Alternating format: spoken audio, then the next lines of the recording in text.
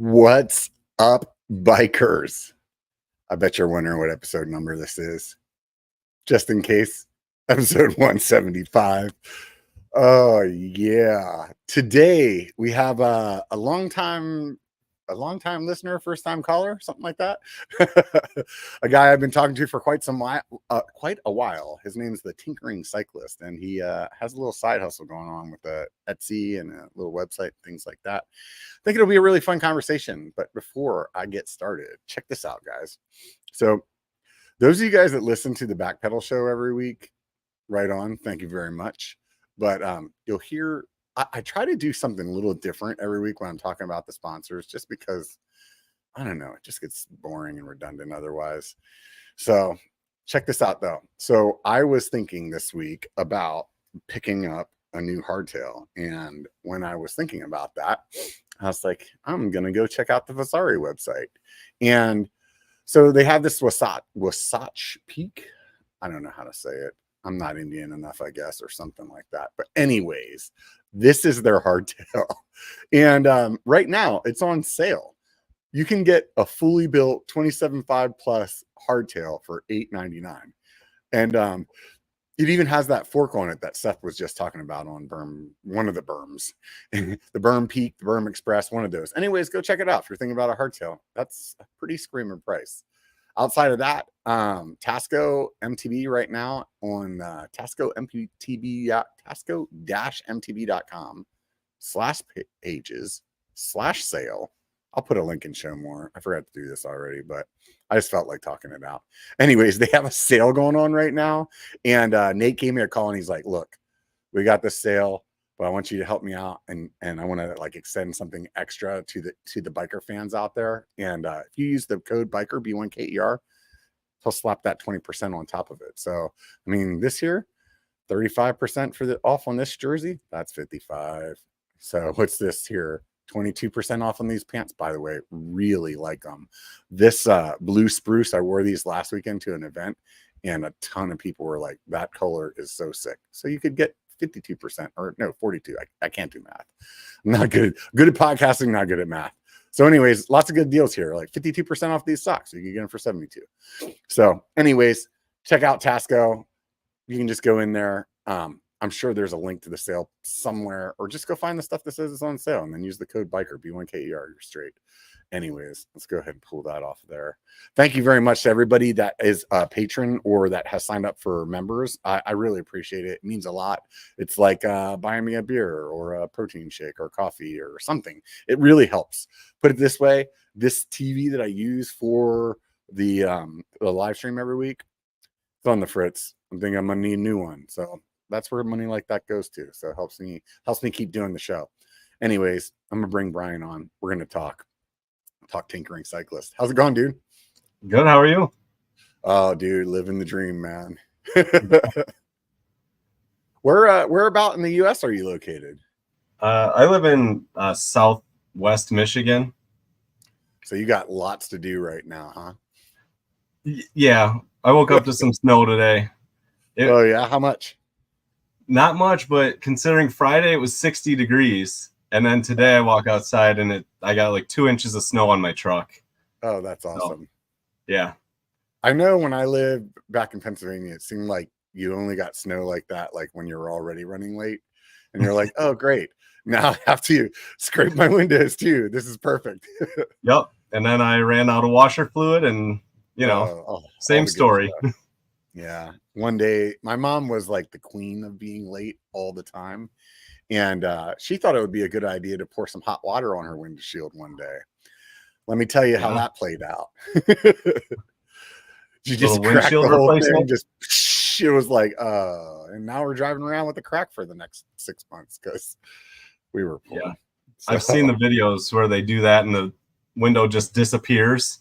Yeah. It was an older car. I mean, at the time it was probably like the 80s, and the car was probably from the like early 70s or late 60s or something like that. We were always driving some beater or something like that. So yep. And anyways, so what is Tinkering Cyclist? So basically it's a hobby side hustle that I started just reclaiming some of my old bike chains and bike parts into new designs. And yeah, it's been growing. I started it in 2019, and I just keep thinking of new things to do, and it just keeps rolling. So have you always been like a crafty kind of person, or is this just something that like came out of like an injury or something like that? No, it's kind of funny because you always talk about how you're not a creative person, but then your wife reminds you that you are. I'm like, I'm not creative, but then I realized I'm a mechanical design engineer. So you have to be creative to come up with creative solutions to things. So, really, this is just, honestly, I used to race a lot. I raced mountain bike, and then I kept throwing all my old chains and stuff in a box. I'm like, oh, I'll keep it just in case I need it one day. And then it just kept piling and piling, and I can't get rid of anything. So then I just started making stuff out of it, and it just kept going and going. So, yeah, I made this sign, and I posted it on Instagram, and a friend made fun of me. He said, oh, that's real Pinteresty of you. Are you going to put that in your Etsy store? And I was like, sure, why not? So I did, and just started selling stuff. Right on, man. That's pretty good, dude. I just last weekend had one of those moments in my garage where I just threw away a bunch of shit. I was so proud of myself. And there were a couple of bike chains. Maybe I should have hit you up beforehand. Yeah. I have this box back here. Where is it? Oh, right here. And I had this like idea that I was going to keep all those little segments of chain whenever you cut it, you know, that so that it like so it's the right length. And I was like, one day I'm going to make like a Franken chain out of it. Yep. So I was like, yeah, I'm riding 12 speed. It'll be this way for a long time. And then fucking SRAM changes it. Now I'm like, man, it ain't gonna work. Oops. I gotta start all over. Yeah, exactly. And then I'm also like, you know, while you're going through all that stuff, like trying to figure out what to throw away, you're like looking at those freaking quick links, and you're, oh my God, I realized I'm 46. I can't see for shit anymore. I'm like struggling to read. I'm like, I almost took a picture of one so that I could zoom in on it. I was like, I'm not doing it. That's perfect. Yeah. So, you already had an Etsy store at the time, or like you just went out and made one? No, that just sort of, I went out and made one. So I'd always kind of worn like a bike chain link on my necklace, and I have a bracelet with one on, and people always commented on it. They're like, oh, what's that for? And oh, you're a biker. And it's really just a conversation starter. And then a couple of friends asked for some, and I was like, yeah, sure, no problem. Right. And then it just kind of kept growing and growing. So yeah, I started my Etsy store and put a few items up there, and I just started getting more and more ideas. How did it go? It was like, put it on Etsy, boom, million orders. Yeah, that Etsy dump truck full of money just backed right up to my house, just like your YouTube truck. Right. I think our trucks are mixed up or they're lost, but I went like, I started it in, I want to say May, and it was like 3 months before I got my first order. And okay, then I feel like my Etsy store is tracking right then. Okay. Well, then I lost money on my first order. Oh no. Yeah, because I don't know how to price things. I would just put them up, and I'm like, all right, this is how much I would pay. Well, I quickly found out that people in the Midwest are cheap and don't spend anything. So I put this little keychain up for like $6. Mm-hmm. And after shipping and everything, I lost 2 cents on the sale. Oh no. So I was like, wow, I'm a great businessman. So lesson learned, I upped the price to cover the fees and the shipping. And well, let me tell you, plenty of good businessmen out there don't know how much their products cost either. I have a buddy that runs a pretty successful bike related company, and we were always giving him shit because we asked him one time how much it cost to make, and he's like, I don't know, I just fucking make this shit. I looked at everybody else's website and just put my price a little bit lower than theirs. Yeah, that's one thing I never take into account, my time. Like, time is money, but I have low overhead. I'm using junk bike parts, so it's like it actually kind of started out in this, not necessity, but we have twin 4-year-olds, so I knew my ride time was going to go down quite a bit from my racing days. So with that, I just started making the things and selling them because I had to do something with my time. And so I never really paid attention, or it's not like, hey, this bracelet cost me 15 minutes to make, or it's this many dollars. It's just, I just make the stuff. When they were young, it was during feeding time and nap time. So it's like, it's things I can just tinker with on the side. Right. Hence the name, right? Exactly. That's the other thing. I can't really pick a lane. I'm like, oh, I want to weld one day. Oh, I want to make bracelets, or, oh, I want to design something new. So I'm just kind of tinkering with a little bit of everything. And it's whatever I feel like. No, I totally know how that goes, because I think I'm pretty similar in that aspect. Like I've started telling people I just like making things. And I think that's really what it is like, whether it's like making a story, like I used to really like to write a lot, or like making a t-shirt, or like the other day I designed a freaking gym bag because apparently I have nothing else better to do with my time. But I was thinking I wanted to buy a gym bag. And then I saw like the store where I sell all my like merch at. I was like, oh, they have a gym bag on there. And then I looked at some other people's stuff, and poof, there goes 4 hours. That's what I spent most of my Saturday doing. I wasn't feeling well, and I've been working, like I've been fighting this cold, but I just sat online and I was designing new like apparel so I could put it on my site, because why not? I couldn't just sit there and watch Disney movies all day, so I had to be doing something else at the same time. So you started in 2019. At this point, it's been 5 years. I mean, is the sales pretty consistent at this point, or? Yeah, they're going consistently up. So that's a good thing. I'm also finding more efficient ways of making things, and some of the products that didn't work, I just kind of let them sit there. But yeah, I know of what my product mix that sells and what I can focus on, but I'm always curious and trying new things. So that's really what keeps me going, is new things. Do you feel like there's like an Etsy algorithm that you need to like kind of speak to, or something like that? Or yes, absolutely. How does that work? I YouTubed it. But there's a lot to do with, for instance, I'll start selling coasters, and they'll sell left and right for weeks, and then all of a sudden they'll just die off. And then a keychain will start selling like crazy. The one thing that is very consistent is these bracelets. I probably sell like 10 a week. They just keep going. I think before we started talking, or like right when we started talking, I actually went and ordered one of those. Yeah, you did.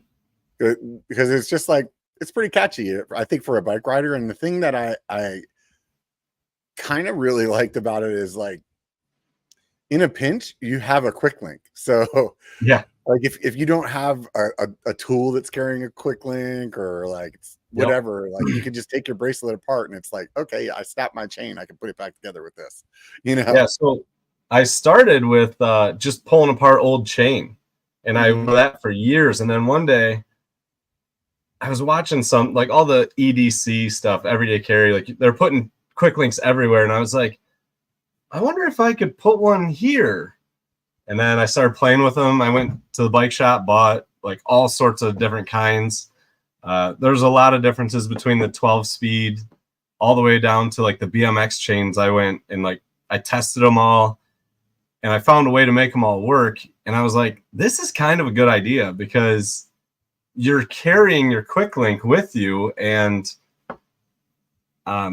yeah, it's just there. Like, you don't have to think about it if you just hop on the bike and go for a spin. And we actually had a friend break his chain. We were mountain biking in Indiana, and I was like, oh, does anybody have a quick link? And like, I'm searching through my bag, and I'm like, I know there's one in here. I'm looking, and my buddy's like, dude, there's one on your wrist. I'm like, I'm an idiot. So he had an 11-speed chain. Mine's a 10-speed because that's all I ride most of the time. But we threw it in and it worked, and he got out of the trail and back to the campsite. So yeah. No, that's awesome, man. I'm pretty sure I used mine once as well. So yeah, I'm pretty sure I did. And it was like one of those deals where I went and like opened up my tool and forgot that I had given the one that I had in my tool to somebody else. Oh, and I never replaced it. And I was like, well, I got the bracelet on. So yeah. So those of you guys that are listening, it's basically like a paracord bracelet that has a quick link kind of holding it together, and then it's adjustable. But yeah, super handy. How much is that thing? They range. I think the basic ones with the normal chain is like $15, and then they go up to like $24 for the 12-speed. Oh, right on. It's crazy because those Eagle links, they were charging like $8 a piece for a long time. So it's like, yeah, it's not like you can get them in bulk, right? Exactly. Yeah. So you should hit up Seth and see if he wants to sell that chain he made. I know. When he made that chain, I'm like, okay, $1 billion, got it. Right? Yeah, that was crazy. But it makes you wonder, like, how long will that thing last? You know? Probably just as long as any other chain. Yeah, I don't know. Yeah, that's crazy. Well, because those things don't have any they don't have the little bearing in it, right? It doesn't need it. You know what? He had to take the half links out then. He had to have been using the half links from the regular chain. Yeah, he was using the inner plates and the rollers. Yeah. That's where the rollers are. Okay, that's what I had to like think that out loud until it started making sense to me. I've broken a lot of chains, so yeah. You're probably a pro at putting them back together with the chain tool, huh? Oh yeah, I've used a lot of chain tools, and I have my favorites. But yeah, I have this. I think it's Bursman. Oh wow, that thing's fancy looking. It is. I had a Park Tool one, and I love it. I use that one outside for my bikes, but this one just feels so good in the hand, and it's nice looking, which I don't really care about. But yeah, I use this thing for everything. It's so comfortable. This handle over here is really long, so it breaks the chain really easily. Yeah. And the other thing I like, which doesn't matter to most people, but I don't have to take the pin all the way out. I can just put the chain in and out because there's a slit at the top. So yeah. But things that make it easier. Yeah, exactly. Dude, I had a chain tool that came in like some bullshit like home bike mechanic tool set that I bought when I first started riding again in like 2006. Yep. And I'm pretty sure I like broke the part that holds the chain in there because I was like over tightening it, like pretty close to when I first got it. But like cheap ass me like wouldn't buy another one. And I had that thing until just recently where I was finally like, why am I still dicking with this thing? Because it was such a pain in the ass to use because the little thing was missing. And I finally broke down and just bought one of the Park ones. And so yeah, the Park one it's really good. It's really nice. It's stout. And it'll do for anyone that wants to use one. Yeah. I do have a few old broken ones like you have that just junk. And it's funny because in a pinch and weird, because I do a lot of weird like pressing of the pins, and sometimes it just works. Can get in weird spots that my other big ones can't. So there you go. Yeah, who knows, man? I don't know. Like for now, I'm going to use that Park Tool one hopefully for the rest of my life. So that thing those things aren't cheap. like every there's some things from them that I'll buy, and it seems like every time that I cut the corner and buy somebody else's, I like regret it. Yeah. There was a set of, you know how they have those like the T-handle Allen keys from Park, and then they have like a little metal sheath on it so you can like spin it really easy. Mm-hmm. And I just did not want to spend the Park price for those. And there's some other like knockoff brand on Amazon. I was like, all right, I'm gonna do this. That's more like the right price to me. And then they had a lifetime warranty too. You know, I was like, so yeah, if it breaks, all right, no big deal. I didn't think that it was gonna break like every 2 times I used it. So it was like, after I sent back like 3 or 4 of them, finally I was like, I don't fucking care about these things anymore. I just gave them to one of my friends and bought the Park ones. And then so. Well, one of my friends has a saying, buy once, cry once. Yeah. Yeah. Because that's classic example right there. Oh, dude, it's the story of my life too. And you think by what am I, 46 now? You think by now I'd have it fucking figured out, but no, I still cheap out on shit, and then later I'm like, same here. Yeah. Like even in my business, I bought this stupid like label printer, some off-brand on Amazon. I saved like $60. I'm like, that thing has been such a pain. I can only print from my phone. I can't use the computer. And it's just, oh my God, it's fought me from day one. And I'm too afraid to use that, like get a new phone, because I'm like, I'm never going to get it paired again. That's hilarious that you say that, because I literally right over here have a Brother printer label maker that I just bought, because the one that I bought on Amazon originally that was like $10 apparently sucks really fucking bad. And so like the one time I used it like 6 months ago, it worked for whatever I was trying to put the label to. But this time I was trying to like stick labels on these ammo cans that I have, and the labels like wouldn't stick. It was just like everything about it was bad. And I'm like, this sucks. Now I'm buying the Brother one that I didn't want to buy in the first place. So and now you have 2. Yeah, no, I threw the other one away. Like I was so fed up with that damn thing. And then somewhere in my house is like, and I was hoping to get rid of everything all at once, but somewhere in my house is all the extra rolls of fucking tape for that other one that I bought, you know, because of course it only like you can only buy it in like packs of 10 or some shit like that. So I wanted to get rid of everything, because now, like a year from now, I'm going to bump into those. And it's just going to remind me and piss me off all over again. But for now, no, it was definitely satisfying dumping that thing in the trash. So yeah, do yourself a favor. Just buy the Brother one, man. It's worth it. Yeah. My aunt actually like bought me one as like a Christmas present when I was like, I don't know, like 22 or something like that. Pretty young, you know what I mean? And it was one of those things when she gave it to me, I was like, oh, sweet. And she's like, believe me, you'll use this a lot in your life. And I actually did for years. Like there was a point in time where I had it at work. I used it at work all the time. Like, and the last time that I went to go use it, I think the batteries like corroded the hell out of the inside, so it wouldn't turn on anymore. Oh yeah. And that's whenever I bought the cheap one. And I should have known. I mean, the other one I had for fucking like 15 years, you think, or 20 years. I don't even know, you know? But obviously that wasn't enough to talk me out of being cheap. So here we are. Right. So when you first started, what was the first product that you put up there? It was just like the little keychains, or? Yeah, at the same time I did bracelets and keychains. There might have been something else. I think I had a sign, because I'll make signs with words on it, spelled out a bike chain. I think I had one of those, and I put all 3 of those on at once. But it was funny because I wanted to be prepared, because, you know, that Etsy truck full of orders was going to be coming in. So I built up this inventory. It took me a couple like weeks to make, or months. I posted, and like I said, I didn't get a sale for 2 months. So I'm like, oh, good thing I spent all that time making the inventory.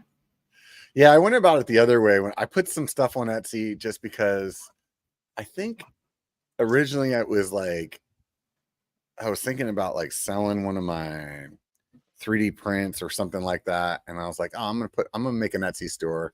It was another way for me to waste like 8 hours of my life, like setting up some shop and making icons and shit. But Yep. anyway, so I set it up and I was like, well, like I could put all my like biker stuff that I like, the cups and stuff like that I sell, that I have like that I have to buy in bulk, things that aren't like print on demand kind of stuff. Yep. And I was like, I'll throw those on there, and then I'll probably get some orders in, just from people clicking on my link in YouTube or whatever. And no, nobody's ordered any of that. The only thing that I've sold on Etsy in like the last year, I was actually thinking about canceling it the other day, but I've sold I made this bumper sticker for my truck that says identifies as a Prius. Yep. But it's like obviously an F-150. And dude, a lot of people buy that thing. And like initially I never even made any of them. And then I like would print them every time that somebody ordered them. And finally, like the last time I got like 2 orders at the same time. And I was like, I'm just going to print these out. They're like, why am I doing this one at a time? Such a pain in the ass. Yeah. And then of course, since I did that, no orders. Murphy's Law, right? Yeah. So that's all I needed to do. I should have Yep. just printed them out in the first place. Then I would be fine with canceling the damn thing. Exactly. I don't even know how much it costs. I forget. Was it like, I want to say it's like super cheap, right? Like to actually like just have the store. Yeah. To post something, it's 25 cents. But and I think that goes for 6 months. So it'll post your listing for 6 months. And if you make a sale, that's when they start charging you. And I don't know how to track their charges. They're like 10% of the sale, 10% of the shipping, 5% of this, 3% of this. And I'm okay. There's just all these fees that come out. So I'm probably not making money. Like I said, my first sale, I calculated, I'm like, I lost money. What the crap? Yeah. Yeah. Well, fortunately the stickers are cheap. So yeah. hopefully I'm still in the clear. I don't know. Right. So I saw on there that you had you got a lot of things that you're making out of wood, or that you're like cutting wood. What tool are you using for that? Oh, so the laser. Yeah, I'm making laser cut things. I know people that are listening won't see, but like I have a fat bike that's got a bunch of parts in it that's cut out. But yeah, I'm using a desktop CNC laser to cut that, and I just make designs, and that's another thing. It's like, ooh, I can design this and make it, and I can get distracted for days on end. Yeah. But yeah, so I just have, it's a X tool laser. Yeah. So which one did you buy? I got the 10 watt. Uh-huh. It's a X Tool D1 Pro 10 watt. Uh-huh. What'd they get you for on that? Those things are grit too, man. Isn't it like over $1,000? No, I don't remember how much that was. I want to say I fret about making that purchase for a long time, and then I paid it off within like 2 months. It was crazy. Oh. Wow. Yeah. Dude, so I want to get one of those. I want to say it was like $700. Really? Yeah. It's like just there where it's high enough where I'm like, oh, I don't want to spend that. That's where I was. And same thing with like a 3D printer like you have. I'm like, I have one at work, which I don't use for personal use, but I'm like, I don't ever think of anything I want to make though. Oh, dude, once you get one, it's all fucking downhill, dude. So like here, I'll show you this. This is my latest thing that I printed. I just printed this today, or designed it yesterday and printed it. So if you're looking at if anybody who's listening, if you're looking at this, it makes zero sense what it is by looking at it. And it's oddly enough something just like half the other shit that I print. It's like something that I dream up that I only want for me, and there's 0 other people on the rest of the planet that actually want this. So now I have a guess. Huh? Does it have to do with the trainer? No. This doesn't. Okay. This has to do with my backdrop for the podcast here. So it's I can hold a seat up on the shelf back there. Here, let me see if I can sit down. What do you mean? I think everybody wants to hold a seat on their shelf. Right. So I can put that back there, and there you go. I thought it was something like that would hold your phone or computer or tablet while you're on your trainer. Yeah. I purposely did the same thing to my wife when I finished it. I was like, "Look at this thing I printed," and I handed it to her, and she just looked at me like, "I think you're retarded." And and then I was like, "Look, it holds a seat," and she's like, "Now I know you're retarded." Yeah. Doesn't a seat post do that? Yeah, right. You know what I never got? Why is it's a seat post, but you put a saddle on it? Yeah, right. Should be a saddle post, right? Wouldn't you think? I feel like there's probably a comedian that's done a whole skit on that, right? I'm sure. If not, they should. Yeah, right. Yeah, so I mean, there's a lot of things like that that are just super impractical that I print, you know. Oh yeah. But then there's other things where it's like super handy, like a lot of times they're just really like one-off things where you could probably come up with another solution that is maybe not as refined looking, but like for instance, the other day I bought one of those glass like chair mats that you so you don't like scratch your floor up or like screw up your carpet or whatever, right? Yep. So when I bought that, like the way that my desk is, like I have a PC that's on the ground. So the PC then was like sitting all cattywampus because like half of it's on the glass and half of it's not.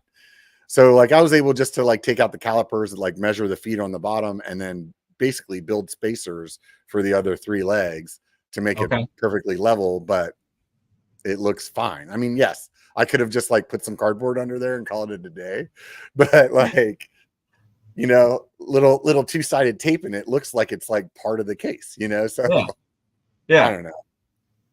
So some of it's like stupid and impractical like that. Other stuff is like, well, that's actually pretty practical.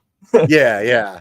There's all kinds of like weird stuff like that where I'm like, oh, I can print that. Or it's like, oh, I need a little washer that's going to like space this much space or something like that, you know? And it's just instead of going to the store, it's like, oh, I'll just go print it real quick, you know? Yeah. So everything I would think of, it's like, it would be too chintzy to work, or it'd be, I just use cardboard or something quick because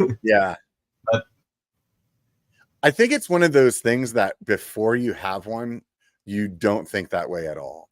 So like I 100% when I bought it originally, I had this idea to build a GoPro kind of chest mount that uses magnets.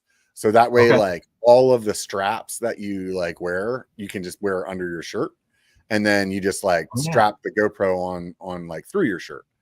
And that was like the main reason that I bought the 3D printer. And it was just like the price of the Exel that we were talking about, where I just thought about it for like a year or two. And honestly, I kept putting it off because A, the price, and B, I knew that it would just be like, I'm going to go down this fucking rabbit hole. Right. And, and so it was like, I don't know if I have time for this right now. So finally, I think it was during COVID where I was like, all right, I'm gonna pull the trigger. And I started designing that thing, got about halfway through it and shiny balled onto something else and never finished it. So someday somebody will probably make that product and I'll be like, yeah, it's because I talked about it on the podcast. No,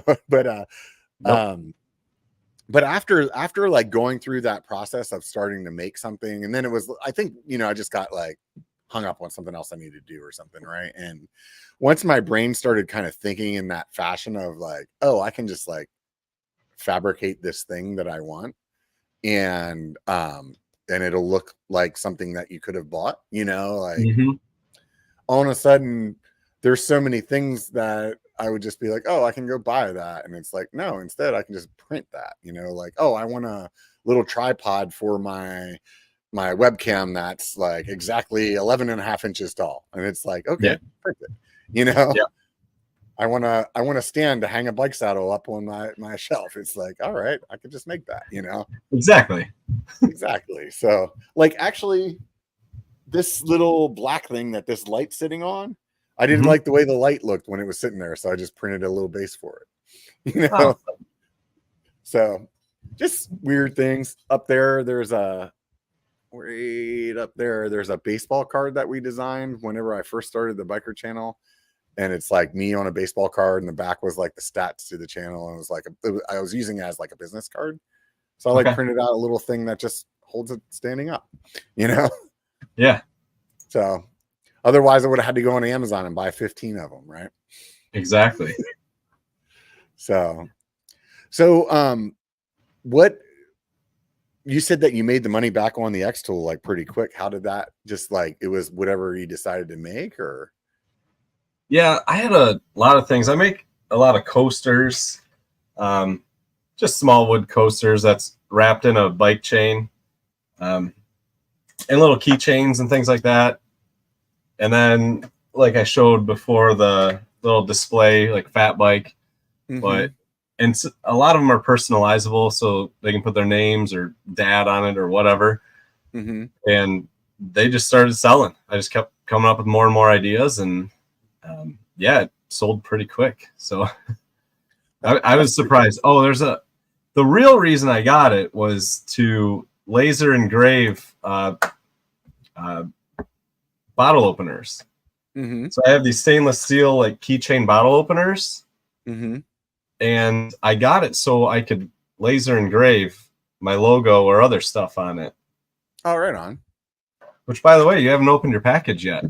Yeah. I didn't know when we were doing that. So he sent me a package the other day.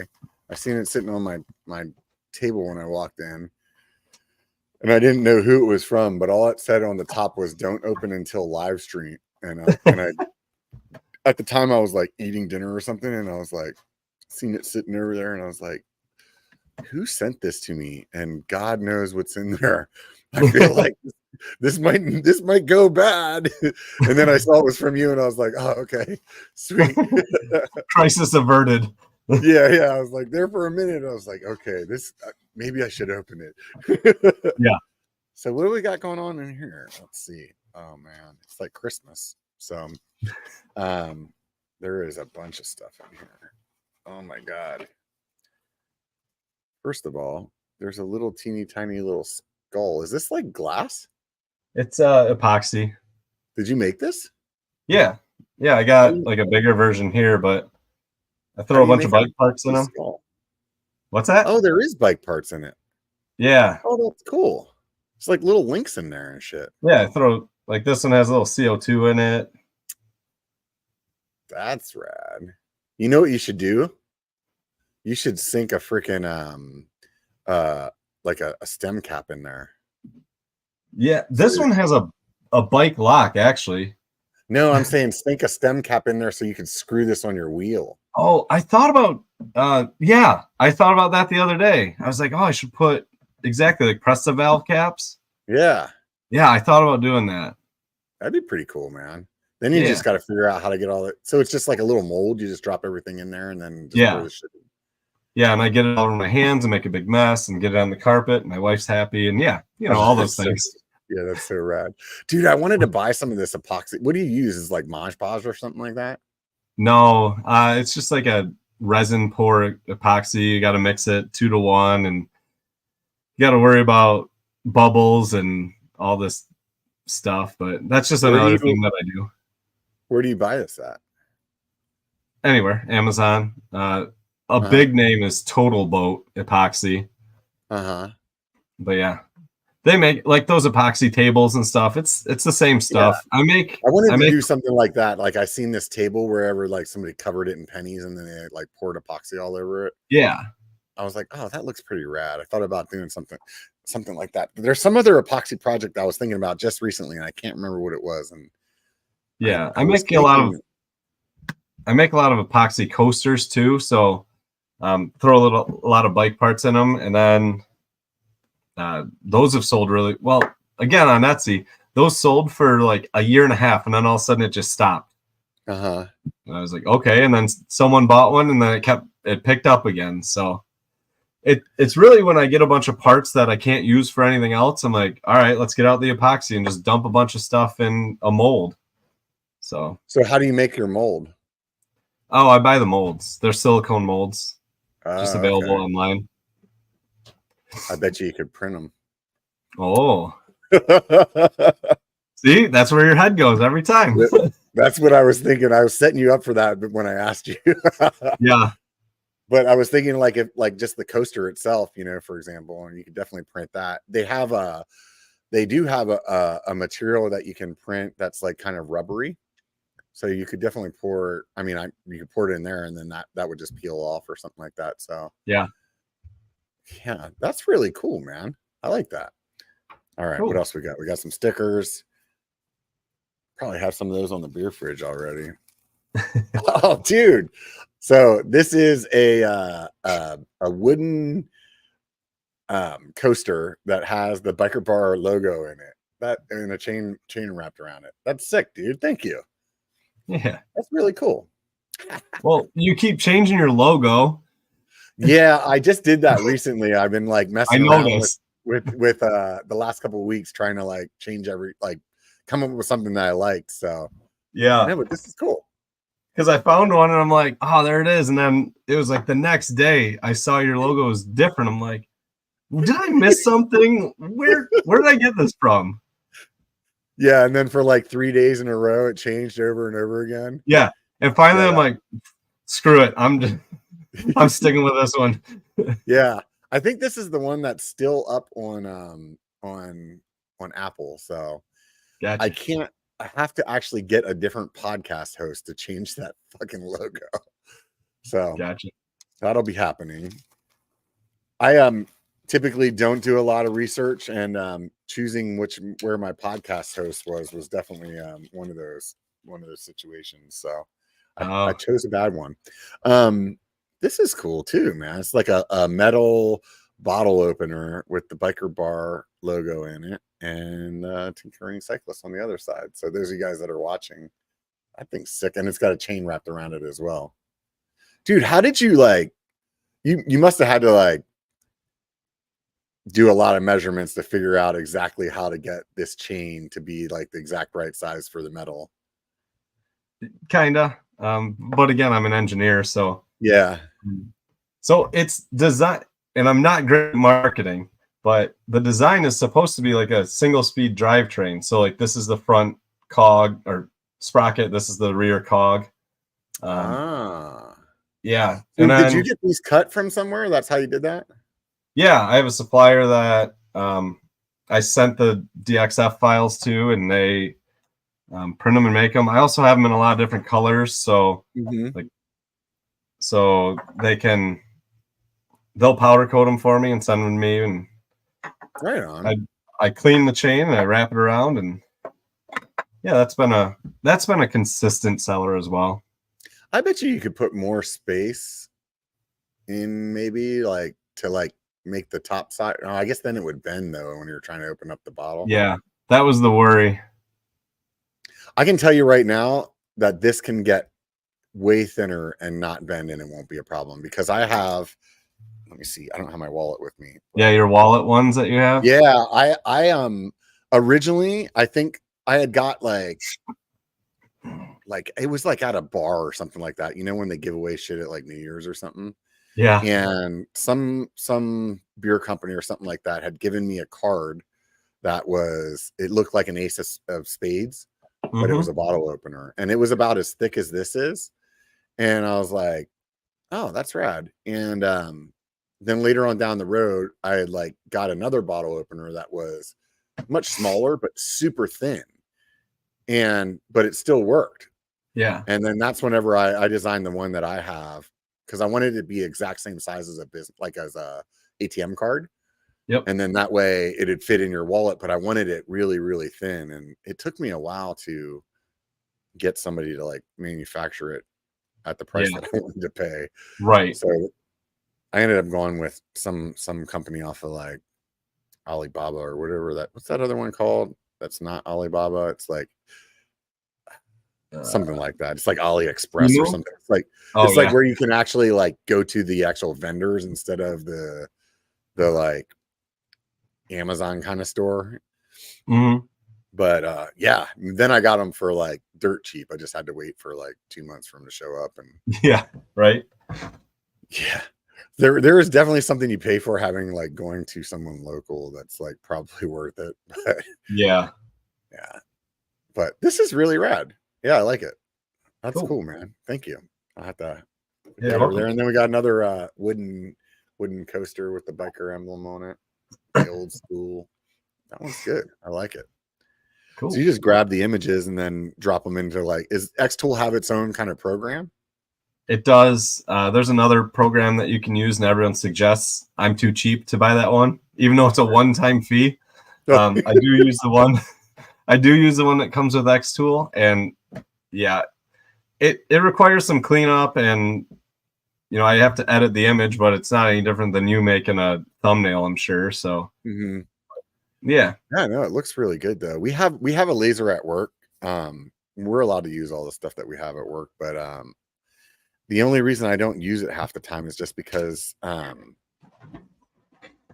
want to like tinker whenever I want to tinker, and it's like if I'm doing it at work, it's like you either have to like, at lunch or later in the day or something like that. And I just want it to be like in my office, Yeah. So because it's not, then I end up like because I'm not messing with it. Like I always forget how to do it, and then I have to ask this other dude to help me, and then I'm like, yeah, this is a pain in the ass. But yeah, we burned some of the trail signs for some of the trails that I've been working on, and it just looks so sick. It would be awesome to have one of these like to just mess around with, and then it would be like I know exactly what I want. And so how thick can you cut with that Xtool? That like obviously this wood here you've cut. This is probably about a quarter inch or so. That's an 1/8 inch. I've done quarter. I think they go, and you can get more powerful lasers, but I think it says it can do a 1/2 inch, but you have to do a bunch of passes. Yeah. And I haven't had a need to do that. Like I said, the highest I've gone is a quarter, but that's. And it'll do that. How long does it take to cut like one of these like wooden things out? Those, because they're thinner, I'd say probably like to engrave and cut, maybe 10 minutes. Oh, that's not bad at all. Yeah. And then you can just like put a sheet of wood there and like tell it to do like, hey, do 20 of them and I'll see you later. Yeah. Yeah. Do you have to have some like pretty good ventilation? Is it like super smoky, or you just like? Yeah, I should have that. I have. I opened the window out of the fire alarm and open the window. Yeah. So I invite Smokey the Bear to come in and sit and just watch it, and I'd leave. Yeah. Yes, they're do things the right way. Do as I say, not as I do. Yeah. I definitely probably would do it all wrong. I know that's like some of the stuff that I've printed before. That's like, oh, you're not supposed to print that without ventilation. I'm like sitting in there just working on a video at the same time. I'm like, this is probably not good. I do that sometimes. I'm looking around and man, it's foggy in here. I better get out. Right. Well, the funny thing is I have the enclosure for it.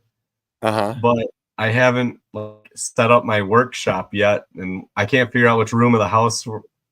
Between the wife and I, we need to figure out where we want to set me up, and then I'll get a good setup going. But it's time.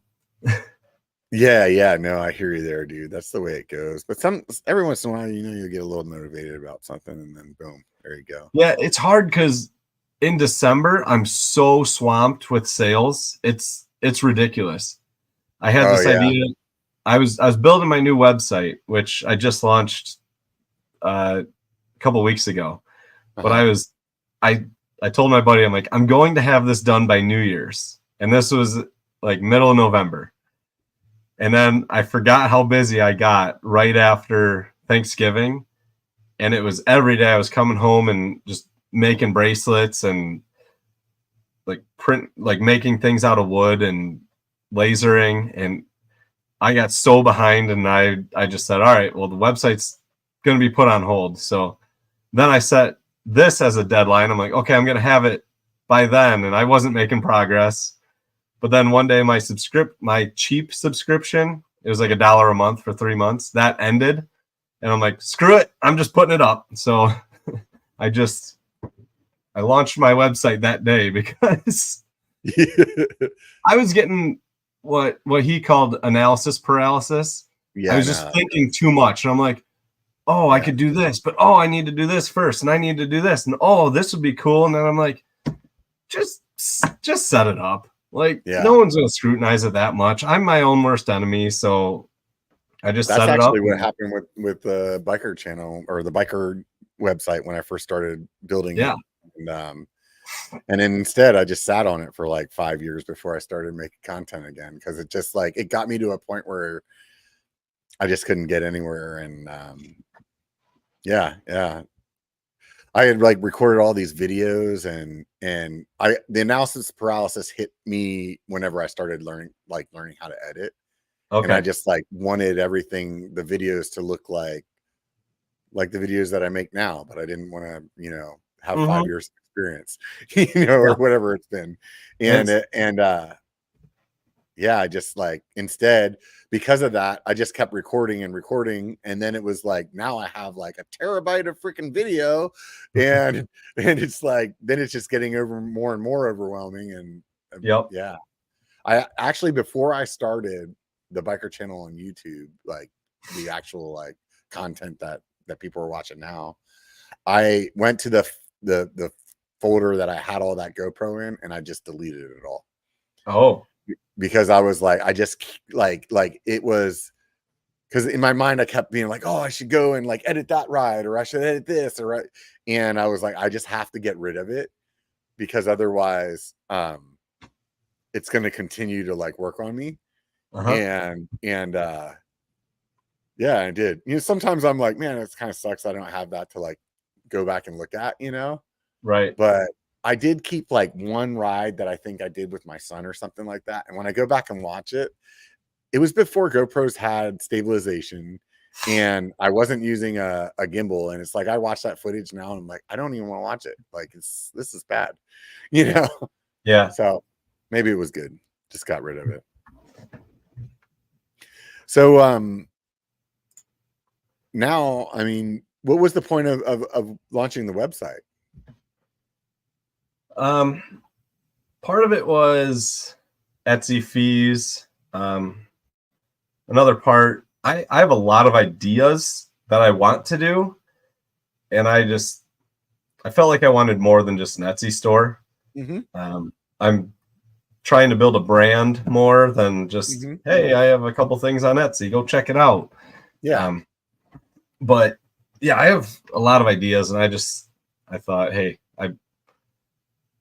I was bringing a lot of traffic to my Etsy store from Instagram. That's probably my biggest one.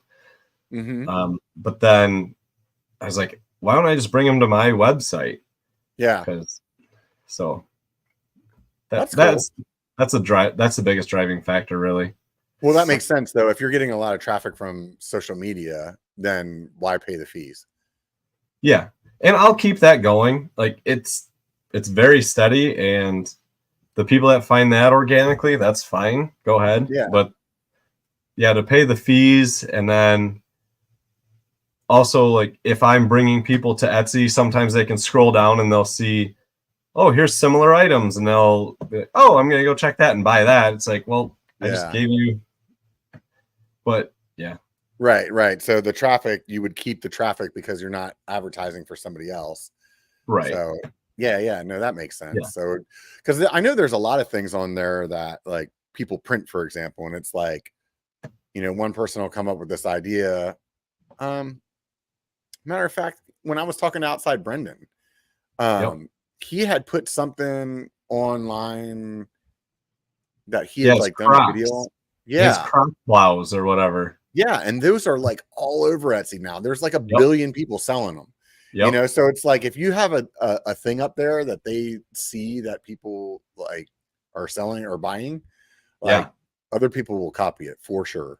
Yeah. Yeah, and Yeah, like with the bracelets, I had seen some before, but they weren't like this, and they had a closure on them, and I'm like, well, I don't want to deal with what size is your wrist, and I wouldn't want to do that as a consumer. And right. then I didn't like the way they were, like the rollers on the side. These are from a bike chain. A lot of people will just use a washer or some little piece of metal. Mm-hmm. So I changed it up and put that on. But then I was the first one that I ever saw that did a quick link. And then all of a sudden I started seeing those pop up online. Yeah. And I'm like, man, they got really good pictures. But Right. there sucks. Yeah, yeah. But, Yeah, it's so yeah, funny how I've that seen goes. them done since. Yeah, yeah. I mean, that happens. I mean, it definitely Yeah. happens. I mean, and even if you did totally just see it and do your own, like, I mean, that's Etsy, right?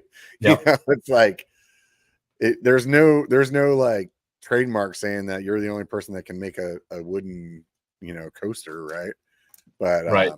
no, but it makes a lot of sense though if you're pulling traffic from Instagram or TikTok or whatever. Have you ever do like any videos with like how you make the stuff or anything like that? Oh, I have, and I've recorded some things, and I've made some reels on Instagram, but I hate Instagram for Yeah, reels. yeah. For reels, that's kind of funny. But every time I make a reel, it breaks a bunch of times, and the editing sucks. And then I go to upload it, and the music or the sounds don't match the video, and then it cuts it short. I'm like, what am I doing wrong here? Because it works in the preview, and then I upload it, and it's all wrong. So That's beautiful. oh, I hate Instagram for that. So I don't know. Do you do your reel editing on Instagram, or do you? I know a lot of people that just do it right with the app. When I do mine, I use Premiere, Adobe Premiere. Okay. And then basically that way, when the way that I edit it, I can just take that file and put it on YouTube, put it on Instagram, put it on TikTok, and it's like the same thing. I used to do different, like I used to build the Instagram one on Instagram, and that way I could use like their like copywritten music, you know. Yep. But eventually I just started just doing the same thing because like it was just more work for me to do it over again somewhere else. So it was like, fuck it, I'll just use the service that I have. It's called Epidemic. I get music from there, and then I had this one, I loved it, and it was this trending audio on Instagram, and I saved it. I'm like, I have a great idea, and I'm going for a ride today, so I'll get some footage and I'll make it work. Got home, I made the reel, posted it at that night. The next morning, it's like, this audio is no longer supported by Instagram. It took it off, so now it's just this blank video. I'm like, oh, yeah, driving me crazy. Yeah, that's the beauty of social media, right? It's just like forever changing. So at this point you have a lot of products up there. Like, how, you know how many you have altogether? Not really, and there's a lot of variations. So some on my website, it's like, you have 700 products. I'm like, you're a liar. And it's like, well, it'll show you like each color of each bracelet is a product. I'm like, well, no, I have like 5 bracelet styles, a couple of necklaces. Like, I probably have around 40 designs, maybe 50. I have a lot more ideas too that I want to make, but you know, it's just whenever I get to it. Yeah. So is it like something that, I mean, obviously you said at Christmas you have to make a bunch of stuff ahead of time. But otherwise, are you kind of like making it as the orders come in, or is it like that many orders now that you need to have some kind of stock? I made a goal this year to have a little bit more inventory to make it less volatile. Like, oh, I gotta go make a bracelet. It's like, so if I can have 5 or 10 of each color, and that's part of getting a room set up so I can have inventory displayed and have it all where I can find it. So I've been meaning to talk to a guy about being a production partner for making some bracelets so I can focus on some other things. But again, I've just been busy with the holidays and then making my website. So I dropped the ball on that. But yeah, I get enough like custom orders, and I've made trophies for races. I make awards for races, and I made like these thank you plaques for a sponsorship that a bike team used. So I get a lot of custom, like bigger projects like that.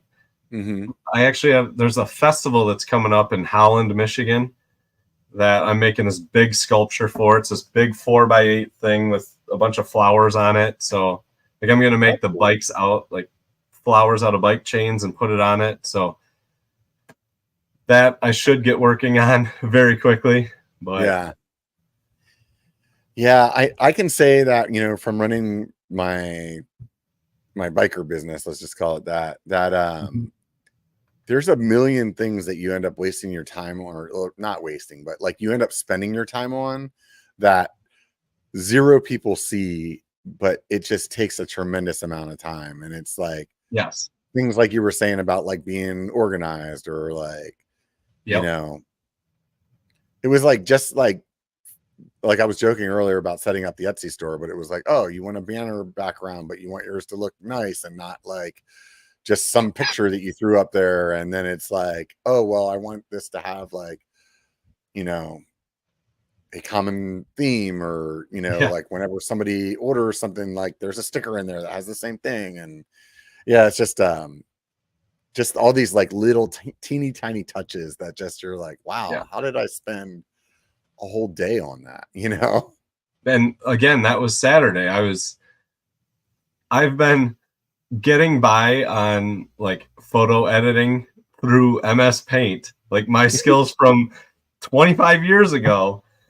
Like, I gotta get something better, because like my logo here, I pulled like the S out of my other logo in paint, and I'm like, there's a better way to do that. So I spent like Saturday, like I said, I had new shirt design ideas that I wanted to do, but I had to learn a new software to learn how to edit pictures. So what are you using? GIMP.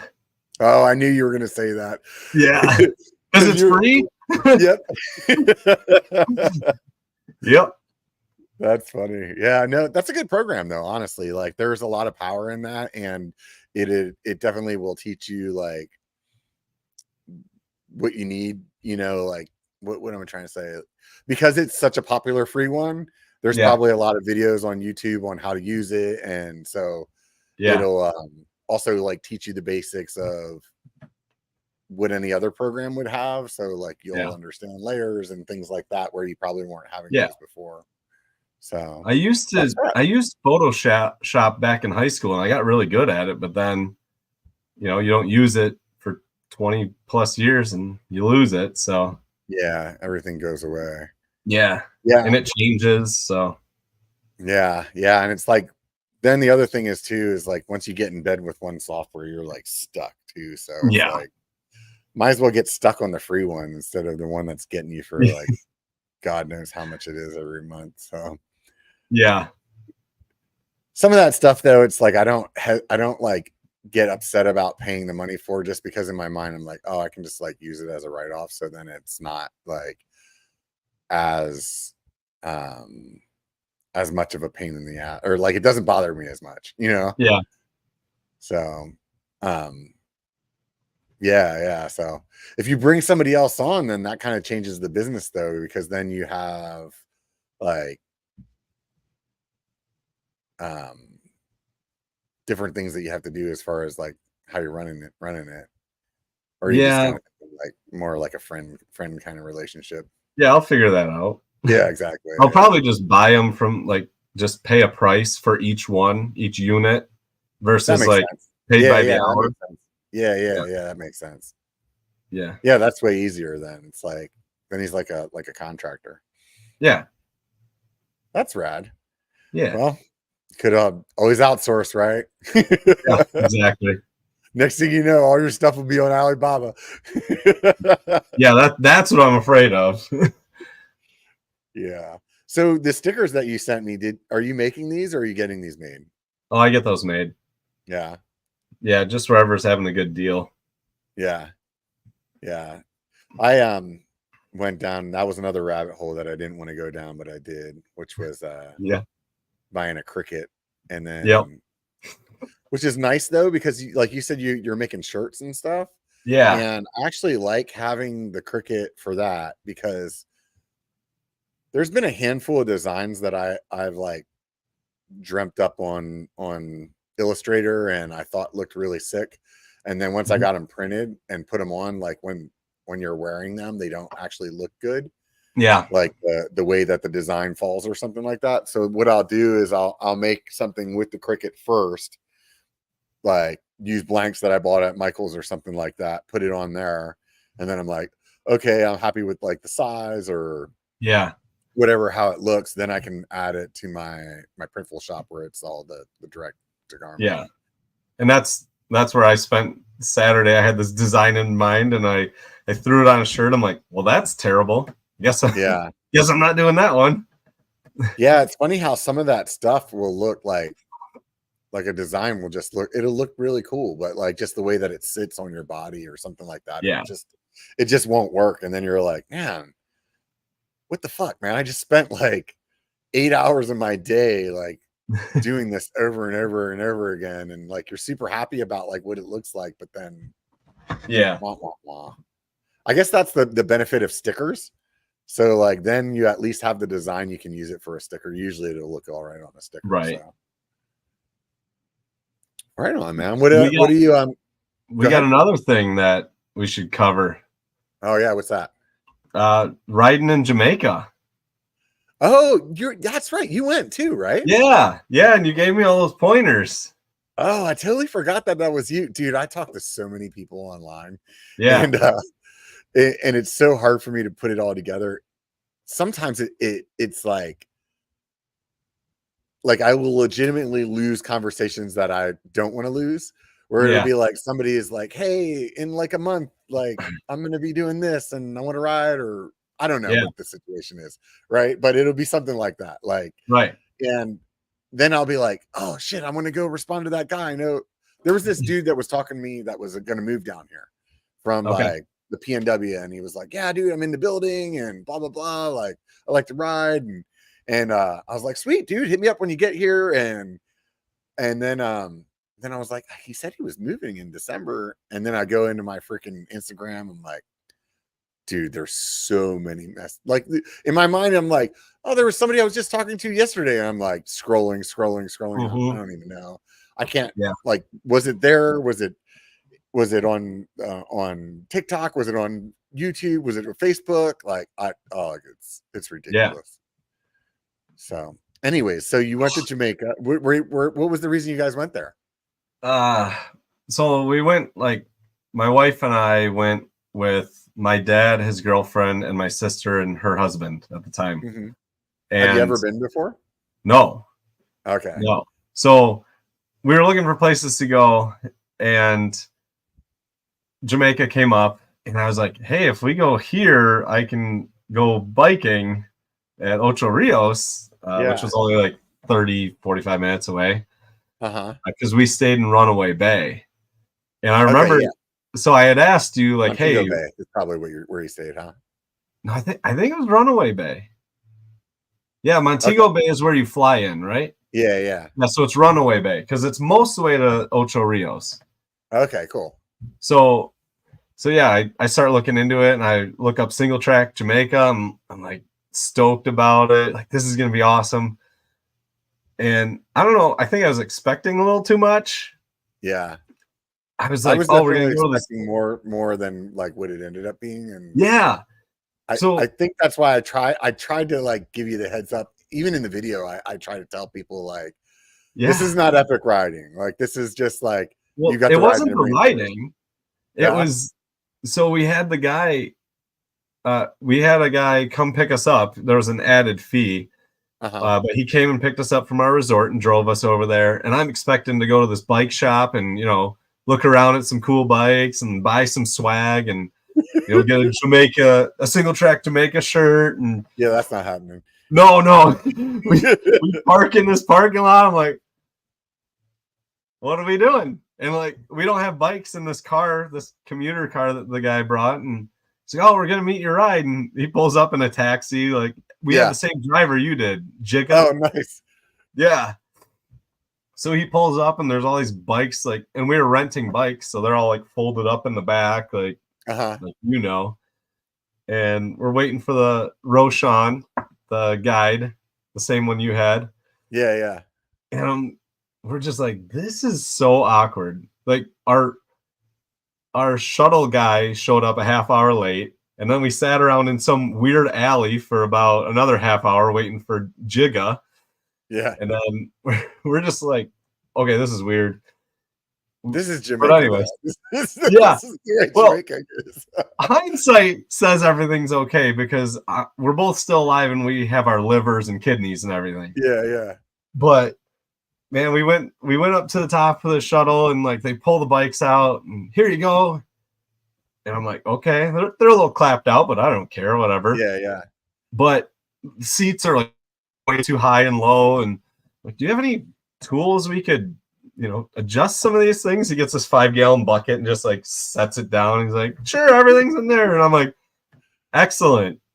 And then he starts telling us about the droppers and that. I'm like, yeah, we know, but yeah, it was just interesting. Then we go down, and I liked the riding. It was fine. It was fun. Yeah. It looked like we did a little bit different than what you did.